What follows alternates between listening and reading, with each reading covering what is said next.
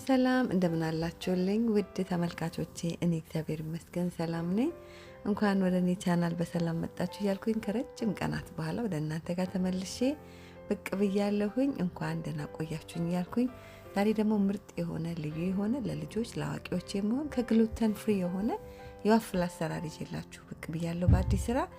እስቲ እስከ መጨረሻው ድረስ አብረን እየሰራን የምናየው ይሆናል። አሁን ወደ አሰራራችን እንደምትመለከቱት ቅዝቃዜ የለቀቀው 2 እንቁላል እንጠቀማለን። እዚህ ጋር ደግሞ 1 የሻይ ማንኪያ ቫኒላ እንዲሁም ደግሞ 1/4 የሚሆን ሩብ ኩባያ የሚሆን ስኳር እንጠቀማለን። ከዛ አንድ ላይ ይዘን በደንብ ዊስከር ወይም ደግሞ በደንብ ይዘን ስኳሩን ከእንቁላሉ እንዲሁም ደግሞ ከቫኒላው ጋር በደንብ ይዘን እናዋህደዋለን ማለት ነው። አየሩ የእንቁላሉ አየር እስኪወጣልን ድረስ እንደዚህ በደንብ ይዘን ከመታ ነው በኋላ በምትመለከቱት መልክ አየሩ እንዲወጣልን ነው እንደዚህ የምናደርገው። አየሩ ሲወጣ ቆንጆ የሆነ ዋፍላችን አየር የሌለው ያደርግናል። ከዛ እዚህ ጋር ቂቤ ነው የተጠቀምነው። ቂቤ 1/4 የሚሆን ቂቤ ተጠቅመናል። እሱን እንጨምርበትና ከዛ እሱንም አንድ ላይ ይዘን በደንብ እናዋህደዋለን። ቂቤ ከሌለ በዘይት መተካት እንችላለን፣ በአትክልት ዘይት እሱ መጠቀም እንችላለን። እዚህ ጋር ደግሞ ሩብ የሻይ ማንኪያ የሚሆን ጨው እንጨምርበታለን። ከዛ አንድ ላይ ሁሉንም በደንብ ይዘን እናዋህደዋለን ማለት ነው።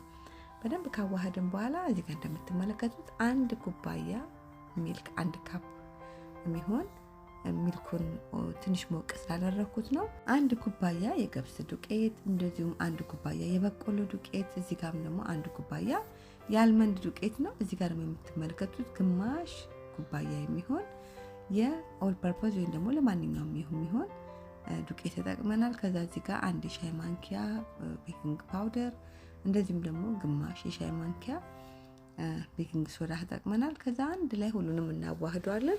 እንግዲህ እነዚህ ዱቄቶች ወይ ደግሞ እነዚህ ግብአቶች የበቆሎ የገብስ እንዲሁም ደግሞ የአልመንድ ዱቄት ነው። ከዛ ግማሽ ኩባያ የሚሆን 3 ኩባያ ሌሎች ግሉተን ፍሪ ግማሽ ኩባያ የሚሆን ግን ኦል ፐርፐዝ ወይም ደግሞ ለማንኛውም የሚሆን ዱቄት ጨምረንበታል።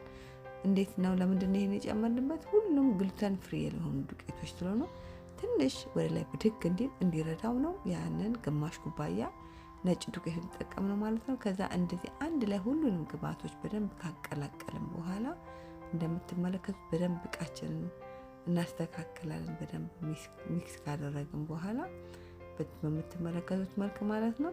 ከዛ ምንድነው ቀጥታ የምናደርገው መጋገሪያችንን የዋፍል መጋገሪያችንን እናዘጋጃለን ማለት ነው። በጣም ምርጥ የሆነ ዋፍል ግሉተን ፍሪ በሚባል ደረጃ በቃ ግሉተን ፍሪ በሉት እንደዛ ማለት ነው። ከዛ በኋላ እዚህ ጋር ትንሽ የቅቤ ቀባ እናደርገዋለን እቃውን ማለት ነው። ከዛ በኋላ እንደዚህ እያደረገን የሚበቃውን የሚያስፈልገውን ያህል መጠን እያደረገን ዋፍላችንን እንጋግራለን ማለት ነው። ከዛ እንደዚህ ያው እንደምታውቁት ዋፍል በጣም በቃ ራሱ ከላይና ከታች በደንብ አድርጎ የሚያበስል የዋፍል መስሪያ አይነት ነው ማለት ነው።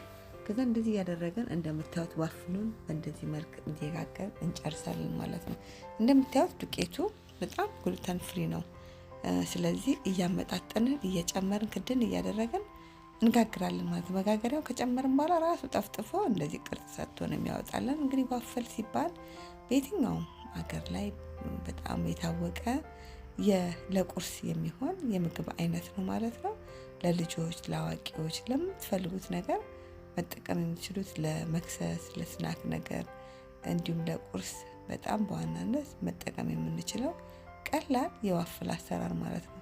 የዋፍል መስሪያው ባይኖራችሁ ኖርማሊ በዚህ ሊጡን በዚህ አይነት መንገድ ሰርታችሁ በመቀጠል በኖርማል በመጥበሻም በምጣድም በምንም ያደርጋችሁ መጋገርና ማብሰል ትችላላችሁ ማለት ነው። ካላችሁም እንደዚህ ደግሞ የዋፍል መስሪያው ላይ በእንደዚህ በተለይ ዋናው ነገር እኔ ለእናንተ ሼር ማድረግ የፈለኩት ግሉተን ፍሪ የሆነውን ዱቄት በእንዴት መንገድ አድርገን መጠቀም እንደምንችል ነው ማለት ነው።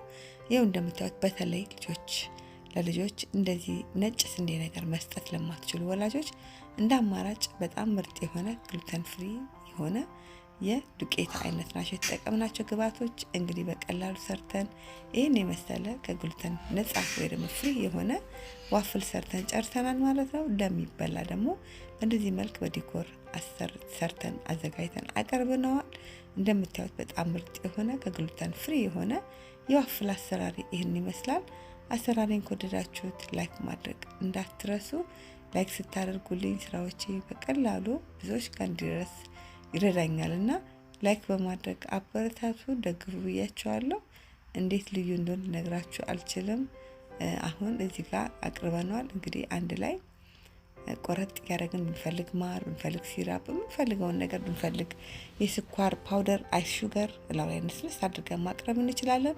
እንዴት ምርጥ እንደሆነ ልነግራችሁ አልችልም። ሰርታችሁ ሞክሩት። ለኔ ቻናል አዲስ ከሆናችሁ ቻናል ሰብስክራይብ፣ ሼር፣ ላይክ፣ ኮሜንት በማድረግ ቤተሰብ ሁኑ፣ አበረታቱ።